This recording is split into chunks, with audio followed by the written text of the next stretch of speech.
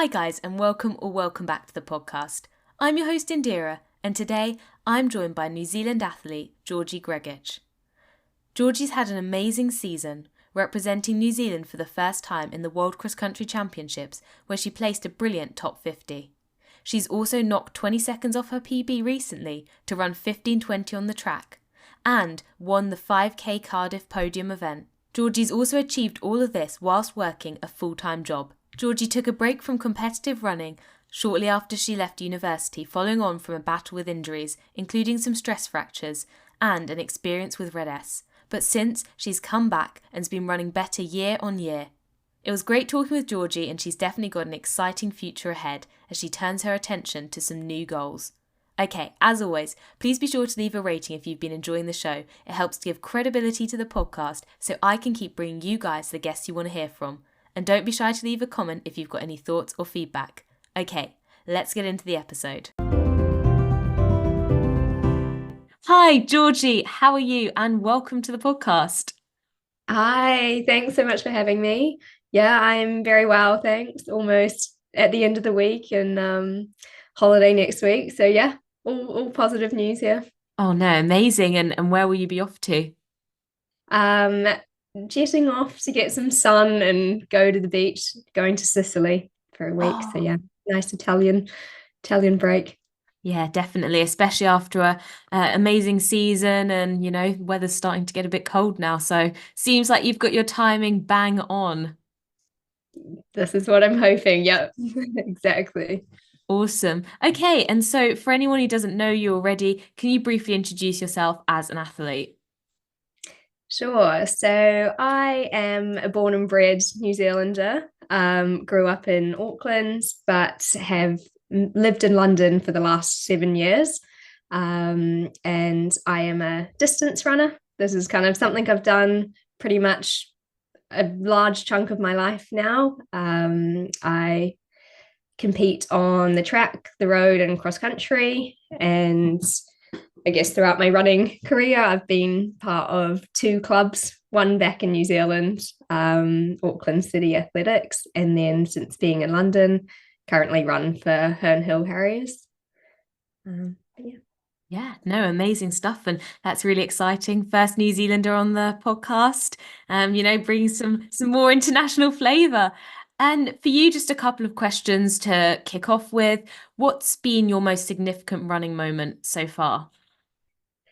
I think this is a little tough one, but I think I don't know whether it's because it's the most recent, but I think recently on the track did 5,000 and had quite a big breakthrough. Got a 20-second PB, which I feel like they don't come very often. So it felt like quite a good step forward in direction. So yeah, that was pretty significant to me. Yeah, definitely. It's always nice when all the buses come at once. And, guys, for you listening, that was a 15:20 down from a 15:40. So, pretty special stuff there, really. And for you, what do you think is the biggest piece of advice you'd give to your younger self? I think one piece of advice that I'd probably give to my younger self is that to try and focus on like the long game, because I feel like when you're younger, you can kind of get caught up in wanting those like immediate results and sort of you lose a bit of sight of the bigger picture. So like I guess everyone goes through them, but when you have lots of setbacks, I think they feel like it's the end, but sort of wish you kind of knew and understood that they're just like temporary changes. So yeah, I probably tell myself to be patient and like trust the process. Yeah, patient, trust the process, some excellent advice there, and something we do see come up time and time again. So definitely important. And you mentioned there kind of setbacks and getting caught up in the moment. Is that something that maybe your younger self did end up doing a little bit?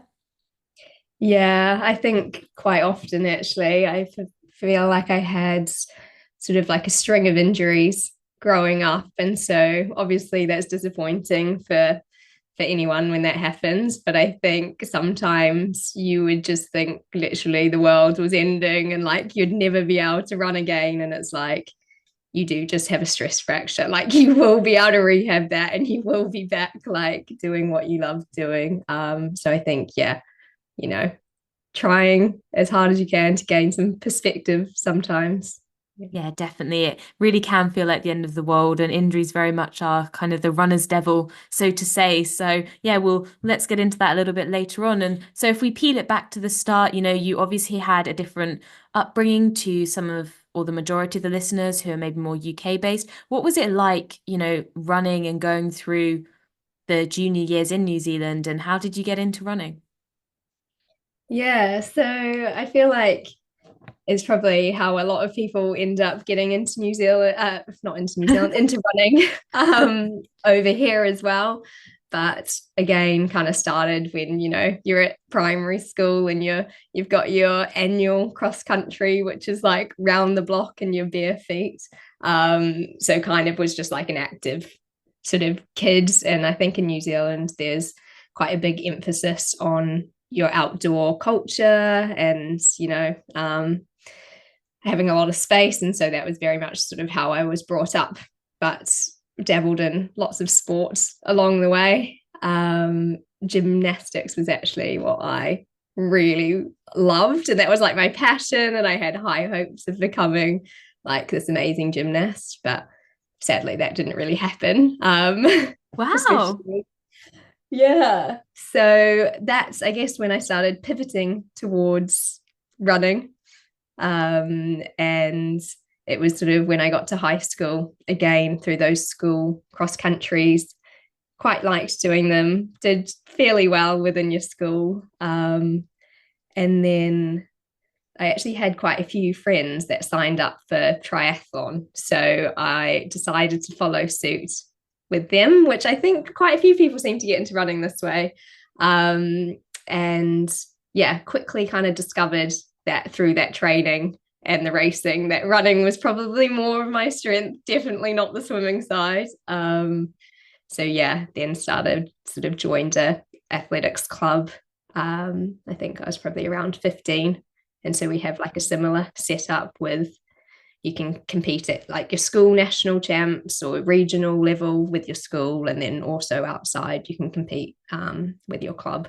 So yeah, ever since then joining a club, have kind of kept on going. No, definitely. That definitely is a common way in, and yeah, swimming is maybe not the one. There's a lot of water, a lot of waiting around with that one. But do you think that doing gymnastics in your early years kind of gave you strength to support your running? um Potentially, yeah. I think I mean, there was so much strength and there was also so much flexibility, something that is definitely that has gone out the window as a runner. Um, but I think it also was really good teaching, I guess, like discipline as well. Like when you're younger, you had like so many training sessions a week, even when you're like 8, and like turning up and also the pressure almost of like competing in front of people has yeah I guess has similarities across to running. Yeah, no, definitely. If you had to sort of find something to pinpoint what brought you happiness in running, would you be able to kind of identify what it is for you that has kept you going and drawn you towards it?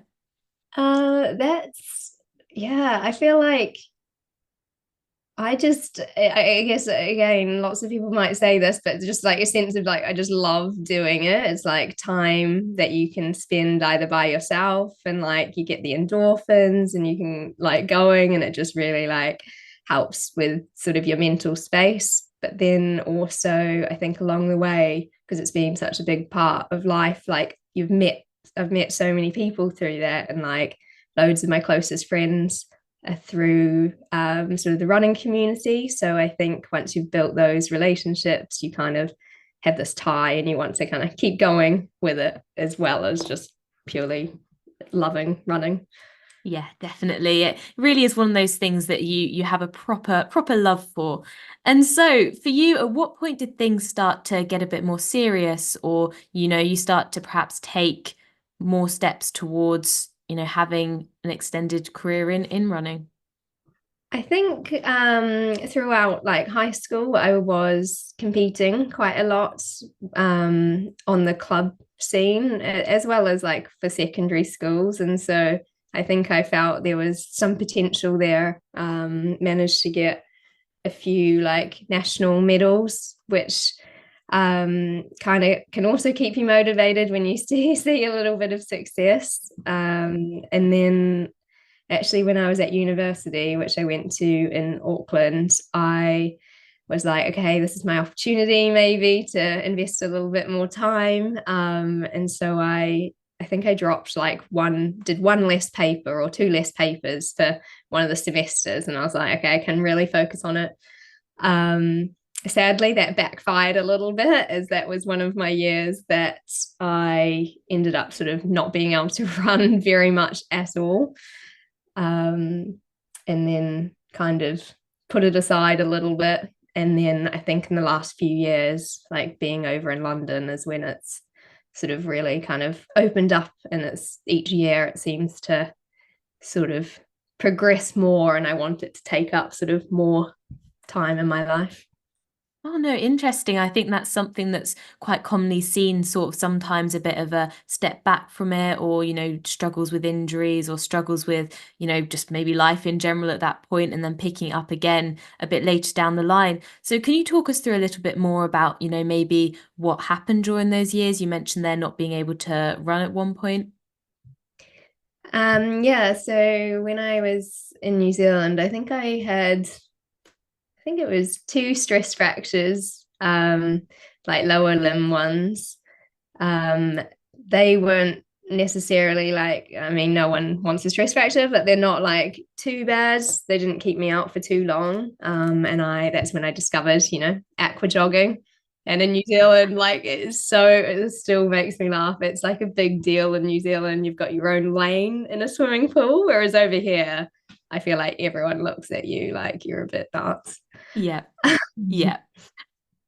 Um, and then after that, I actually bruised the bone in my femur, like the bottom of my femur, and it's quite an unusual injury, Yeah. How do you do I that? think. I think it was just again overuse, which is a bit scary because it sounds, I don't know, a strange thing to do. And then that sort of just like escalated. I had issues with like my fat pad in my knee, and so I ended up then having just some like minor knee surgery. Oh, And wow. so before you know it, I don't know, time goes on by, and yeah, kind of wipes you out for a little bit longer. Gosh. So how did you cope sort of mentally at that time? Because obviously running becomes, a part of life, in some ways part of your identity. And I don't know what the running scene's like in New Zealand universities. I don't know if that's quite a big focus, or it's quite an integral part of university life when you're an athlete and student. But, how did you cope with, I guess, that change and that difficulty at the time? Yeah, I think, well, I guess in a way, it was almost fortunate in New Zealand. Like running isn't really a big part of university culture, like I've seen over here or obviously in the States as well, which I mean, it looks like an amazing experience, but I guess when you can't do it, it then isn't as much of an impact, I guess, and you probably become a lot more like a normal university student who likes to go out and do all these other things. Um, but in terms of like coping, I that's when I first really started getting into like getting in the pool and going swimming, and actually going cycling as well quite a lot. My dad is very into his cycling, so I think he was like, "Come on, get on your bike, and like we'll go off for some rides."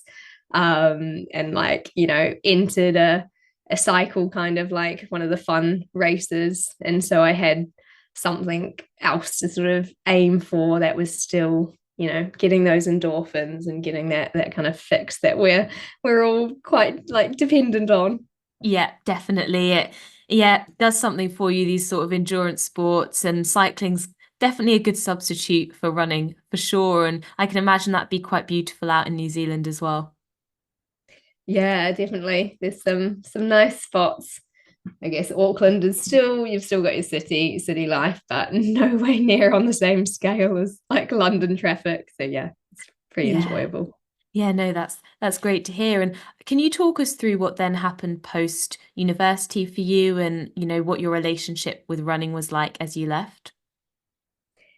Yeah, trying to think back, when I left uni, I think that was when I had just sort of had that year of not much running and was just trying to like get back into it, um, whilst I was working full time over there. But I don't think I did any sort of competing or racing for quite a while. I think it was almost for just like enjoyment. Um, and then that's when I then actually shifted from New Zealand over to London, is when I really then, I guess it sort of was like a snowball effect of, go for runs and then you'd end up doing sessions and then started competing again. Um, yeah, that's kind of transition. Okay. Yeah, no, that makes a lot of sense. And you mentioned they're working full time. What was it that you initially started doing, and how did that affect maybe the amount that you were able to train? I know that you were still building back, of course, but Yeah, I think it's I started as a grad at I was doing like business consulting at Deloitte in New Zealand on grad program. So I think it's always a bit of a shock to the system, isn't it, when you go from being a uni student and having a lot of time, a lot more flexible time, to having to try and fit your training either early in the morning or in the evening. So I guess that was a bit of an adjustment period. And, you're trying to like work out the perfect routine of how you can, yeah, go to the gym on the way to the office or whatnot. But yeah, I guess it was a bit of a distraction as well, I guess, starting full-time work. yeah, definitely. I mean, yeah, that's where it pays to swim. You get the free shower in there as well and everything. But it definitely is. It's like juggling around, trying to make that perfect schedule. Every moment counts when you're working all hours. And so I guess if we move on with sort of the running situation, you came to London, you say that's when you started to build up a little bit. 2018, I mean, you're running some good times. These weren't slow times. So did you know that you were in kind of good shape, or how did this shape or form compare to what you'd seen maybe when you'd left off competitively? Yeah, I think I had been like, I'd never really stopped running. I had just sort of done a bit more unstructured running, I guess. And then when I moved over to London, I joined a club like Herne Hill, and they have regular group sessions, like 2 to 3 times a week that you could go to. So I started joining in those quite frequently. And then I think once you started doing those, you were like, oh, I'm getting a bit fitter. So, and then seeing all the events. And so then started racing again. And I think that's when I was first kind of surprised by, I don't know, back home, I thought I wasn't sure whether I'd kind of get any quicker. So it was like really exciting to be able to actually be back in like a competitive environment and, getting some more PVs as well. Oh, nice. So it brought PBs then that first season, running in London. Yeah, yeah. I think I had PBs almost in sort of all the distances I did. I think I actually did some 1500s back then. Yep, yep, you did. Yep. Some 420s. That was probably the last 1500 I've done almost. But yeah, the shorter stuff. So that was, yeah, it was very fun. And I think coming over to London and like, I think most of the races I probably did were like local around this area. But I think just the contrast of depth was like insane to me. There was more than 3 women on the start line, like on a Wednesday evening, that would like drag you round to quicker times. So I think that really kind of got me excited about running over here and yeah, starting to sort of, chop some more seconds off. Yeah, definitely. And I mean, the running scene is good good in the UK, and we have got a good depth of talent, a good quality overall. And in terms of maybe the training or just sort of setup, would you say there were any key differences that stood out to you from what you were used to back in New Zealand?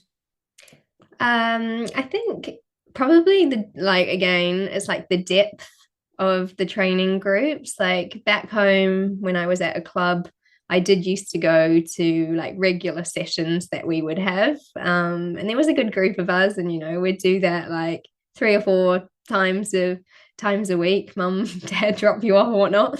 So that was really good. And so I think that's similar to here, but um I guess it's just there's more people all the time, especially when you shift from being like a junior into an adult group. I think over here there just seems to be more adults that are sort of running rather than back home. I think if I was there, I'd probably be doing a lot of things sort of by yourself.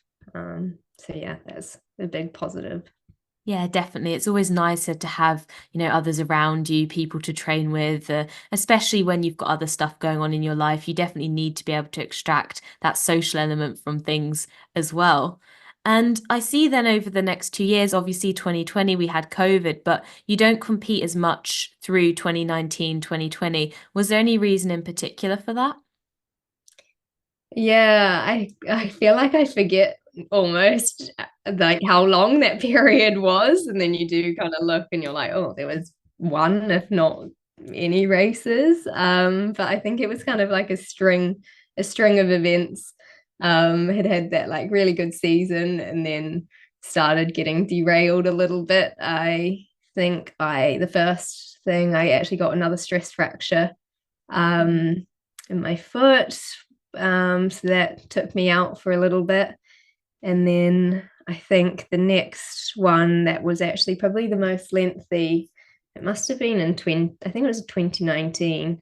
I just had bad plantar fasciitis that I feel like it's one of the injuries people hate getting because it just loves to like hang around. So that kind of took me out for a while, when you're like doing a bit of running and then you do too much and it's too sore and then yeah, trying to navigate that. So I think that wiped out yeah, quite a few months. No, that makes Um, sense. And it's always so frustrating to sustain an injury, especially the ones like plantar fasciitis. You're there, you're like, hey, I'm here, I'm showing up, I'm putting the work in. And then, fate bestows some fasciitis nonsense on you. And there you go, gotta pull back. But on the stress fracture note, I know that you mentioned having some of them in the past, and there's strong links with stress fractures to conditions like red S and also, of course, overtraining. Do you think that for you, you ever suffered from red S or some of the symptoms around that at any point? yeah, I think I was actually perfect candidate for that. And I mean, over the years, I was thinking, especially when I arrived in London, I think my club had organized for us to go to like a lecture almost on it and like for some awareness. And I think I went and I was sitting there being like, I think I tick like too many of these boxes, sadly. Which was, I mean, a good realization to have. And so, yeah, I actually did have reds I think it was in 2021. So that again, I think there was probably a big gap in my performances then. As yeah, I couldn't again another stage of just not really being able to run for and definitely not compete for I think like that was like a whole year. Um, but yeah, I feel like I've learned a lot because of that. Yeah, definitely. I mean, it's so, so, so common. And especially even, scrolling back just a few years ago and, going back even 5 years or 10 years, just absolutely unheard of. Was that something that was even mentioned at all while you're in New Zealand, or was it the first time that you heard about it, once you'd come to the UK? Yeah, I'm trying to think back, and I don't know if I had really heard of it. Maybe a little, but it wasn't that memorable. There was like yeah, I think some people had probably touched on it, and I had gone because I was like, oh, stress fractures, like this is not good. Something about bone density. So, had gone and had your bone density scan, had gone to a nutritionist and like tried to do things to mitigate that. But I think until you have proper awareness and actually know what is going on and kind of see, there's more research or specialists and doctors who actually understand it. I feel like you're sort of dancing around it instead of tackling it head on. Yeah, definitely. I love that phrasing, dancing around it and tackling it head on. For you, obviously everyone's experience of RED-S or REDS is slightly different. Can you recount some of the main symptoms or experiences that you had while suffering from it? Um, it's funny, isn't it? Because at the time, I don't think you really attributed what was happening was because of that. And I think then afterwards, it's almost like this sigh of like relief, being like, oh, that makes sense. But I mean, I think I was just like constantly tired, like really tired. Like, every afternoon at your desk, I would be like, oh my God, like I can't. Um, and I was like, oh, that's just normal. That's just life kind of thing. And then I guess like, I mean, the constant injuries as well. I think I had like pretty rubbish sleep. Um, and as well, I think I actually had quite like almost like low mood and a bit like anxiety, which I think is one of the symptoms that, when you're underfueled, nothing kind of fires as it should. Yeah, definitely. Yeah, it's funny how it kind of seeps into life, but the impacts can, they can be so subtle. There can be so many other things that can cause the same feelings, especially when you're working a job. It can be hard to differentiate the cause of say, fatigue in particular. And for you, once you kind of had this aha moment, you realized what was going on, what sort of steps were you able to take, and how long do you think it took you to recover from being in a state of REDS? Mm. Um, I think it was a bit of a process because I think there was a few things like, if you're on the pill, you don't really know for a while. And so then you come off and then you're just like waiting. And then when you finally realize, I think I went to some of the GPs, and they like dismissed it, that kind of thing. Or then I think I saw a nutritionist and was like, you just need to eat more type thing and like put fat in or everything you do. And I think when you're telling someone that, it's quite tricky for them to change, I don't know, habits. So then I ended up seeing someone at like Rennie McGregor's clinic who are specialists in sort of women's health and in REDS and really focus on like, athletic people. And as soon as I did that, it was like game changer because I think I just underestimated really like how much fuel you actually need. Like it's not necessarily intentional, but seeing someone like that who has seen multiple people and them kind of really work with you um to build like a plan was really helpful. So that process, and like they understand you that you love exercise, it's good for your mental health and stuff. So they don't want to cut that out. And so it was, introducing cycling and things like that. But yeah, that process was probably, I want to say like, gosh, I've almost like forgotten. I think it was like 6 to 8 months kind of Yeah. thing. Yeah, it definitely is sort of, not an instant overnight fix, but yeah, we've had Renee on the podcast before and she's great. And I know so many people have, had great results from working with her and her team. And it definitely does take that specialist. I mean, yeah, what you mentioned with the GPs, so many people have those experiences where they just don't have the specific knowledge or skill sets required to address, a female athlete who's training so much and so intensely.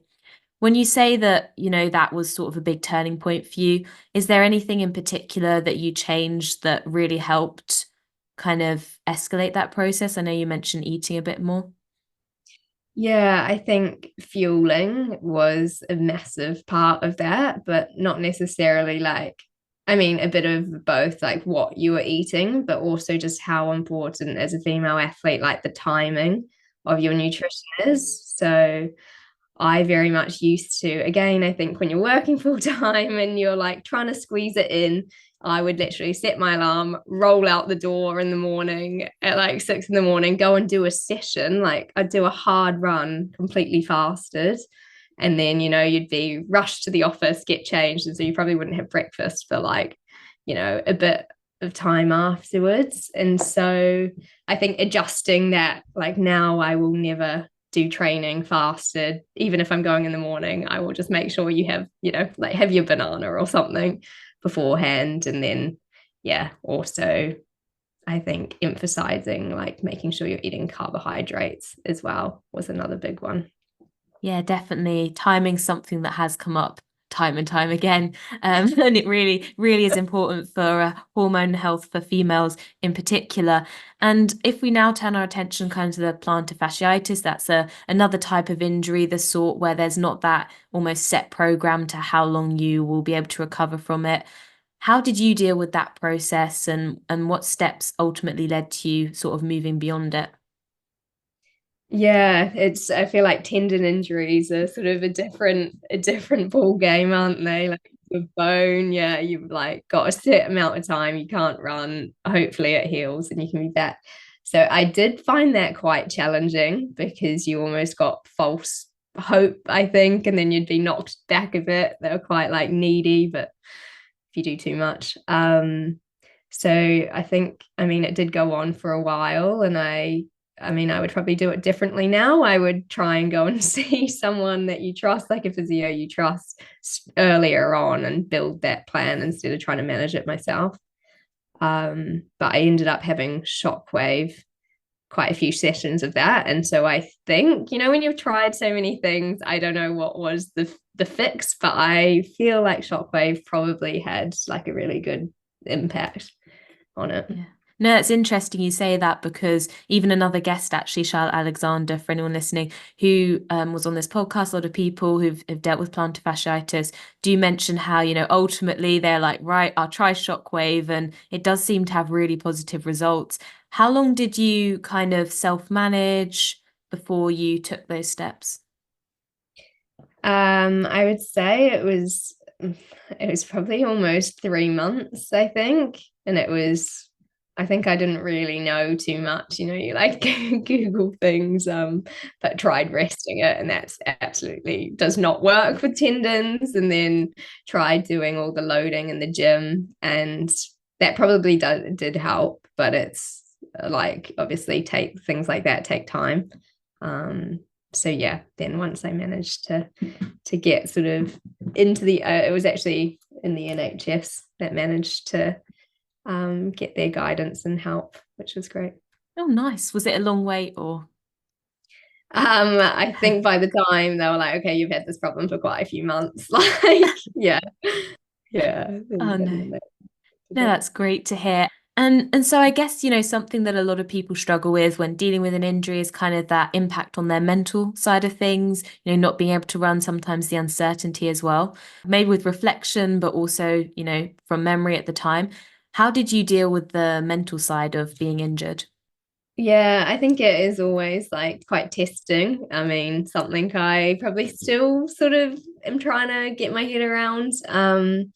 But I really enjoy if you can kind of find something else. I don't know if it's the healthiest way to deal with it, but find something else that you can sort of challenge yourself on, because that is part of running. So like again, getting on your bike and almost doing something that you've not been able to do if it's cycling a certain amount of time. But also I think because it's such a big social aspect and you feel like you're missing out on that if you're then in the gym by yourself instead of, on the track with other people. I think just making sure, organizing other non-running related things to still kind of see people and keep in the loop of that Yeah. is quite a big one. Yeah. Yeah, definitely. I think that's absolutely key. It's, finding the things that you can still do and making sure that you've got, that balance still in your life. And on that note, obviously, you've been running really well, you were running really well, you are running really well, and you are working this full-time job. Can you talk us through, your current thoughts around how that maybe impacts you from an athletics point of view, a personal point of view, and how you manage the two? Yeah, I think there's probably pros and cons to working full time and now trying to like compete more competitively as well. I think like some of the challenges is obviously you've got a lot less time. So not as much time for like recovery or even to like fit in some of these extra training sessions that I might necessarily want to do. And so yeah, sometimes it's like your sleep is sacrificed or social plans in the evenings. I feel like you kind of can't fit it all in. So it's just working out sort of the best, healthiest way to do that. Um, yeah, because there definitely are some days where I'm like, I would love to just, have an extra hour's sleep and like have your breakfast and then go and do your session. But it's like, no, you've got to go now or you won't get to do it. Um, and then I guess like one of the pros though, I think of working full time is almost like you're quite distracted during the day, you've got like another outlet of it. Where I mean people at work know I like do running, but that's not like your sole identity. At work they see you as like you doing your job, and so you've got to focus on that, which I think can be kind of positive instead of, I don't know, getting a bit stressed about, say, what session you've got or overthinking like a race coming up. You kind of just like are forced to get on with things, which sometimes I think can be a positive. But yeah, I feel like there's got to be a sweet spot, a balance, which I would quite like to find. Yeah, yeah. At the moment, what side of the kind of tipping point do you think you sit more? You'd like more time for work, or you'd like more time for athletics, or which one's sort of taking up the extra energy? I feel like I definitely would want more time for athletics, like especially recently. Like I took, I don't know, like 5 weeks off, had like some unpaid leave or whatever. And so I had a little taster of what it would be like. And it was just so good. And I think it also kind of shows in some of your performances as well. So yeah, in an ideal world, I would love to be able to do that. Yeah, definitely. Okay, and so do you think that for you, maybe moving forwards, you would want to go full time as an athlete, or would you always want to incorporate maybe, say, a part-time role or a few days work in there? Yeah, I think like in an ideal world, it would be almost to work part time, but have the flexibility to take off. I don't know if this is just me in dreamland, but to take some time off so that you could go away and like do some of your like some altitude training camps or whatever without having work. But I think some days it would be nice to, keep doing what I've been doing for a few years on the side as well. Yeah, definitely. It provides that security and, like you said, a second outlet as well. And let's touch on these kind of 5 weeks that you had. You have had some amazing performances recently. You mentioned how there have been some benefits with that. What's the maybe most noticeable thing or thing that you valued the most that you were able to do whilst you were on that leave? I think it's just like overall, like your stress levels are a lot lower. Not having, yeah, built that up at work, I think just in a weird way, just makes you feel a little bit more robust. Because you're not necessarily going into, say, a hard session like fatigued and stressed. But yeah, around that recovery, I think is probably the biggest factor. And then obviously, yeah, you've got a little bit more time to say if the first thing that sort of slips off the agenda is gym, you've got all your physio exercises, you've kind of got less of an excuse. I don't know. Do we want to remove excuses when it comes to physio? No, the answer is yes. Yes, we do. Before we move on, I just wanted to ask, could you walk us through kind of your typical weekly routine in terms of, how you fit in training with work and what sort of training you do? Yeah, so I think I've sort of changed this quite a bit over the few years, but I think this year, now training is I do like doing easy stuff in the morning or gym in the morning and hard sessions in the evening. So like, yeah, Mondays I'll often train in the morning, but Tuesday sessions because you're linking up with other people, and find it them a bit easier once you're a bit more awake to do in the evening. And then save, I guess, anything like any longer sessions, whether that's on the bike or running for over the weekend when you've got a bit more time. Um, yeah, and I typically run sort of 4 or 5 days a week and then top that up with cycling or cross training. So, yeah, morning or evenings throughout work. Yep, no, that makes sense. And do you get up especially early for them, or do the evening sessions a bit later, or do you have any ability to start work a bit later, finish a bit later, start a bit earlier, finish a bit earlier? Sadly, I haven't quite got that flexibility yet. So if I'm training in the morning, I'll normally like need to be either home sort of by 7:30, 7:45. So I'll often, like when we go cycling, I think leave the house at 20 past 6. And often similar for run, or my gym doesn't open till 6:30 a.m. So I feel like that's when I've got to go, and you've got a productive hour, can't be there for too long, and then come back. And then yeah, in the evenings, if I am working from home, I can train a little bit earlier, which is nicer, and I'm really hoping I can do in winter as well when it's a bit darker. But if you're in the office, I probably start sessions, at like 7 p.m. Okay, yeah, no, that makes sense. It's a lot to contest with, more obstacles and hurdles than say a full-time athlete. And if we now turn our attention on to kind of your running progression, obviously we spoke about 2021 being the year of Red S sort of recovery for you, and you then came in 2022 running a bunch of PBs. I mean, you went below 16 in the 5K, which is obviously significant. Got your 10K at 33. Talk us through kind of 2022, 2023, how things progressed from a performance point of view over those years.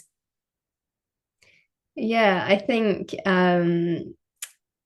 after sort of recovering from REDS and having all that sort of knowledge and tools, I think I then felt almost like a completely new athlete in a way, like just felt a lot stronger. And although you didn't feel like, I don't think I really changed too much with my training. It just, I don't know, the time sort of just came and you weren't feeling as fatigued and tired doing it.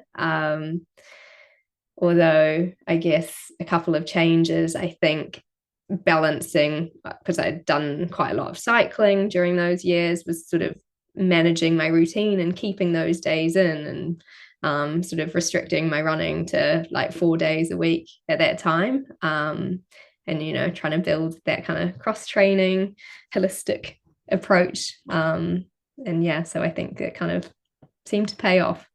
Yeah, definitely. I mean, I think cross training is something that increasingly people are incorporating into their routines, especially people who've had injuries in the past. And it definitely seems to be really, really effective. And yeah, I guess now maybe if we talk around, this year, 2024, you represented New Zealand in the World Cross Country Championships, which is obviously absolutely incredible. And you placed 41st there as well. You've recently ran that 15:20. You won the podium in Cardiff as well. So, yeah, talk us through maybe the journey of this year and what your expectations were and how the realities kind of compared to that.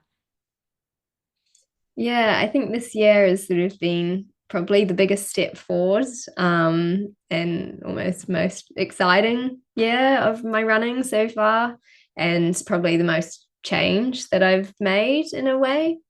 So yeah, that probably was kicked off with getting selected to go to world cross country champs. And so I actually sort of swapped coaching situations in February as well.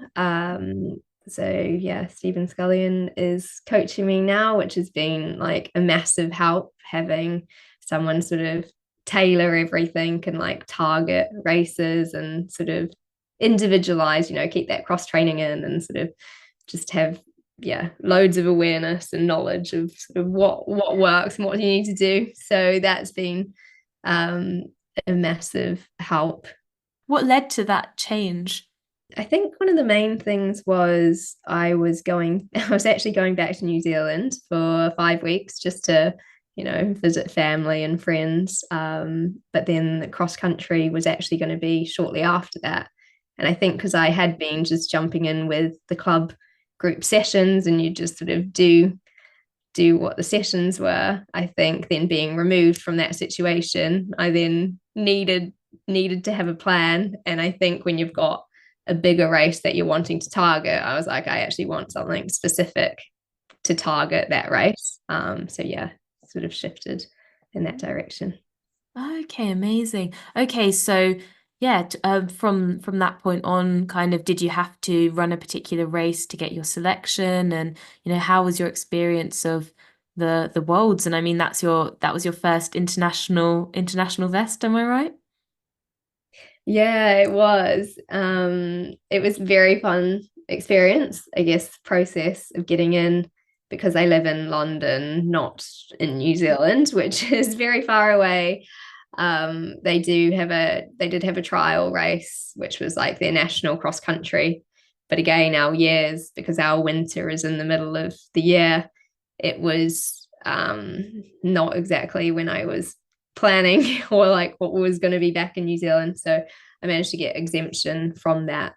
And then you just had to run a time for 10K, which could be on the road as well. And then if you had those two things, and then it was up to them whether they selected you. So yeah, got the call up, which was exciting. And then yeah, it was just a very fun experience. Never done anything like that before, staying in the athlete hotel, seeing people that you've seen on TV, and like it all felt very professional, like compared to anything I've ever done.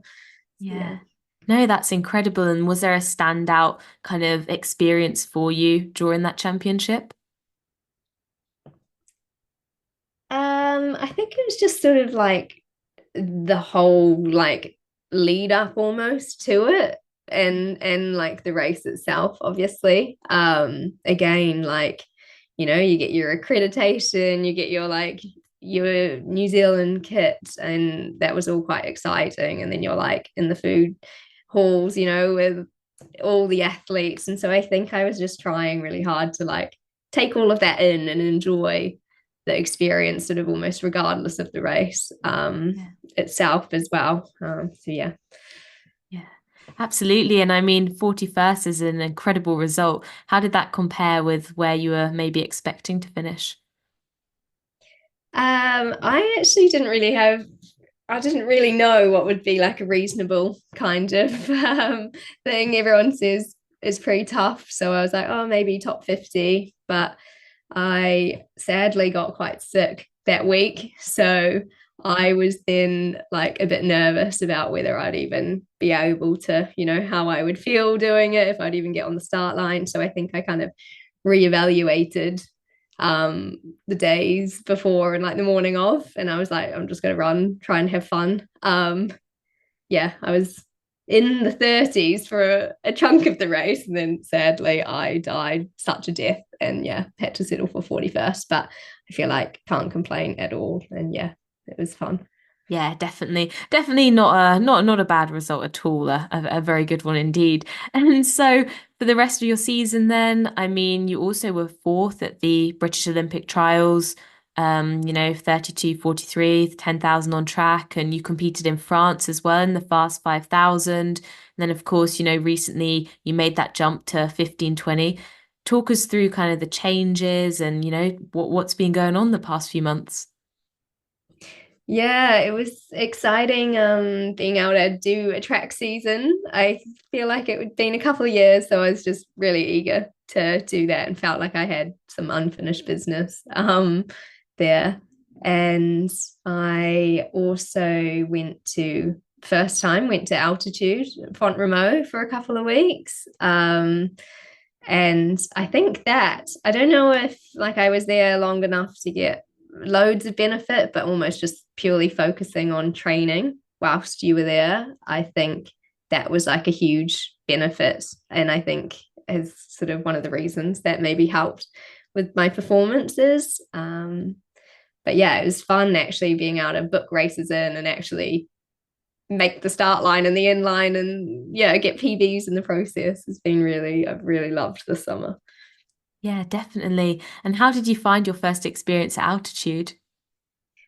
It was, yeah, I loved it. I would like to go back very much, but it is, I mean, yeah, it definitely you notice that you get more fatigued and like I think especially when you're running up a hill, like some of those slower jogs, it does make you question your fitness level, but yeah, it was like beautiful as well, just running around like the lake and through the trails. So yeah, Yeah. it was great.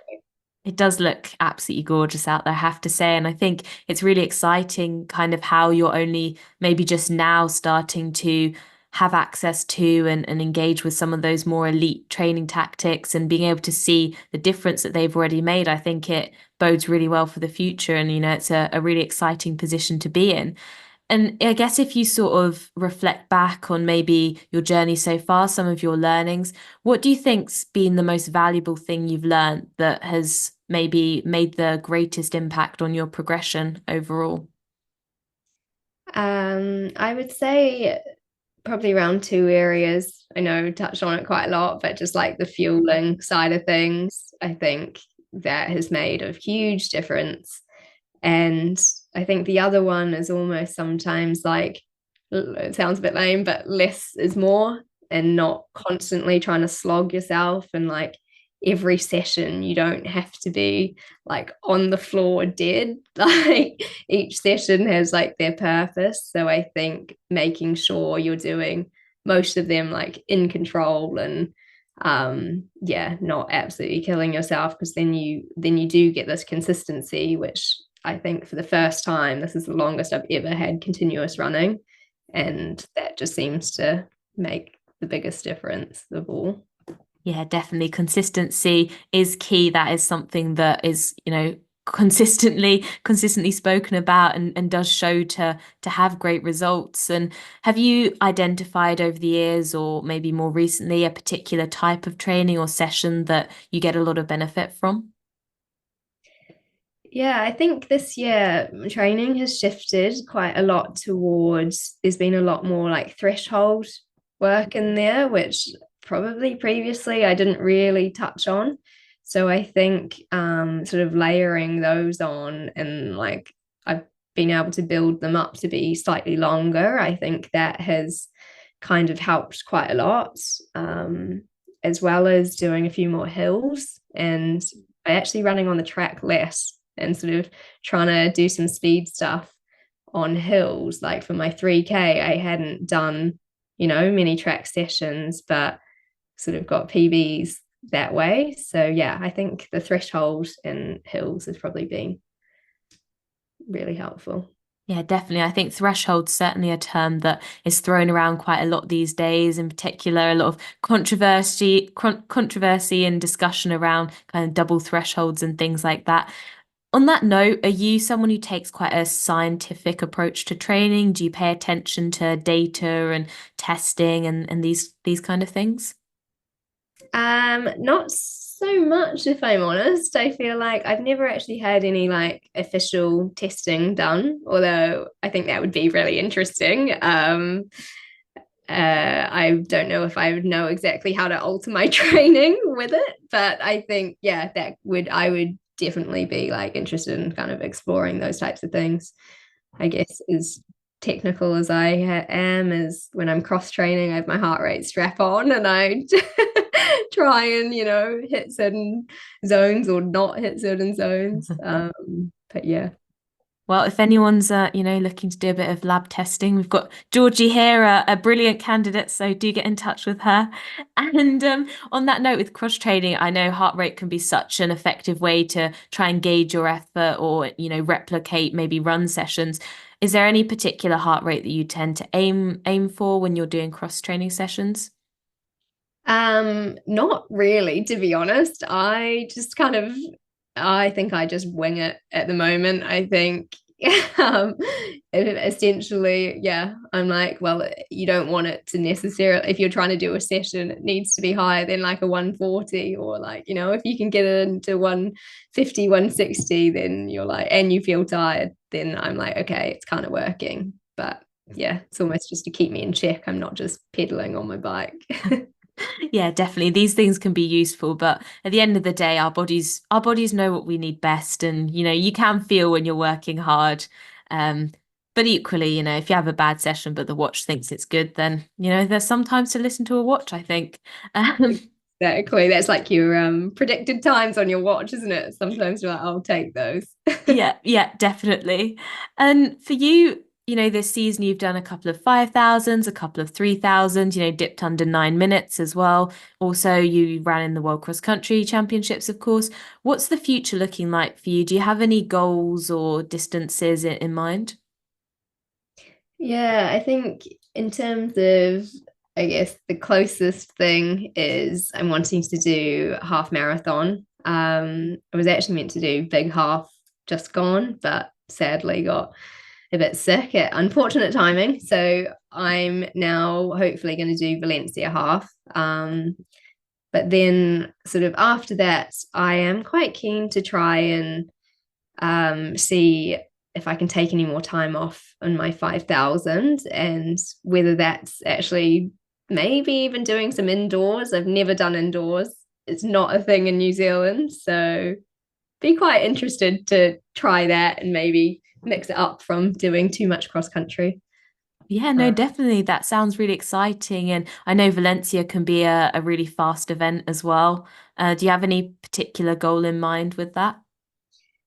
Yeah, I've heard good things. I know loads of people that obviously go to the marathon, and there's insane time to run there. I've only done one half marathon, so that was done off quite a lot of cross training. So I'm hoping to take like a chunky PB is sort of the goal.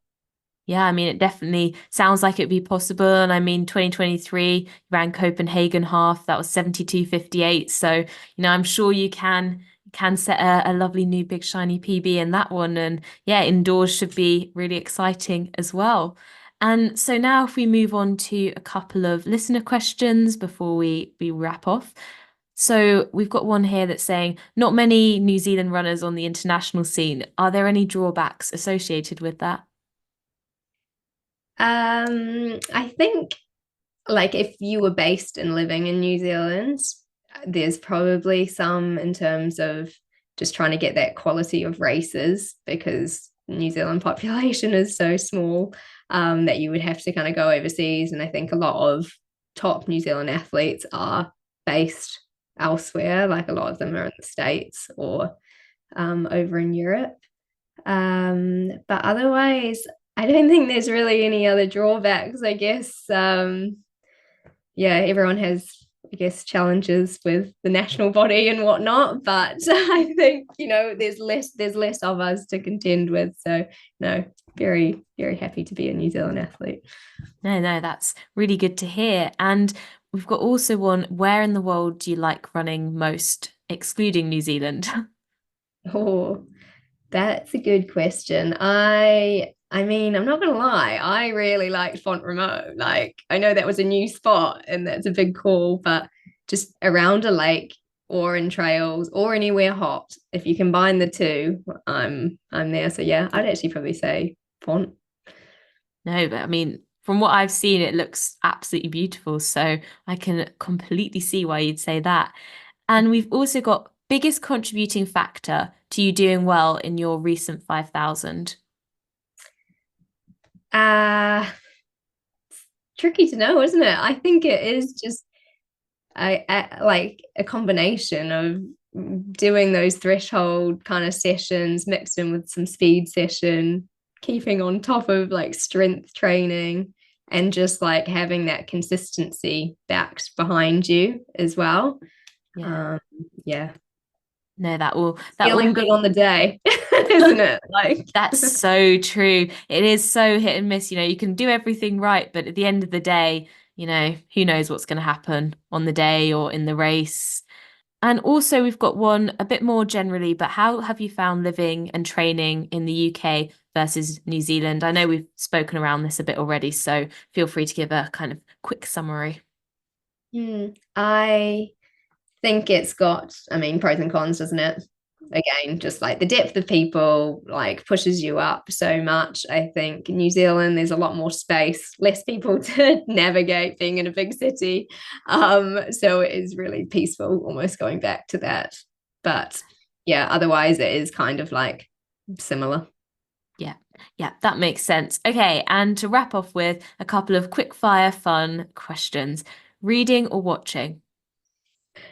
Watching. Okay, anything you're watching in particular at the moment? I say this, I feel like I'm almost bad at both. I'm actually watching again late to the party, probably, but Emily in Paris. I need to finish. Okay, I've got a friend who absolutely loves that. Yeah, very, very popular one. Okay, are you race with a watch or without a watch? This one's actually tricky. It depends. I want to be without a watch unless it's really long, and then probably with a watch. Yeah, okay, that makes sense. Would you go 10,000 on track or 10K on the road? 10K on the road any day. Yeah, it's a lot of laps. Yep. Track or cross country? Track, I would say. Track, okay. Music or silence on runs? I am a music listener. Oh yeah, good. Team music. Yeah. What sort of music do you like to listen to? Oh, I thought that might be a follow-up. I feel like I have a diverse music taste. Often I feel like I'm quite basic, with some like pop music. Yeah. Yeah. That hits the spot well though when you're running. Slow can be good, but sometimes you want something with a bit of a beat, keep your feet going. Exactly, the motivation. Favorite thing to do on a rainy day? Ooh, gosh, that is drink coffee. I'll go out for coffee somewhere. Nice. I assume that doesn't mean walking through the rain to get there though. Yeah, true. It's got to be a local cafe. Nice. What's your go-to coffee order? I like long black or a flat white. Okay, bit of variety there, I think. Yeah. Okay, awesome. No, thank you so much for coming on. It's been great talking to you, great hearing about your story and kind of your insights, how you balance stuff. Definitely a lot of inspiration that people can take away from that. So thank you, Georgie. Thank you so much for having me. It's been great chatting. No, absolute pleasure. So that's it for today. Thanks for listening. I hope you enjoyed today's episode. If you did, be sure to rate, subscribe, and leave a review. This really helps to get the content out there. And I want to make this podcast the best possible for you. So go follow Fitter, Faster, Happier on Instagram. That's Fitter, Faster, Happier to leave your questions, comments, and feedback, and for updates and guest requests. All the best for the week ahead, guys. Run happy, live happy, be happy.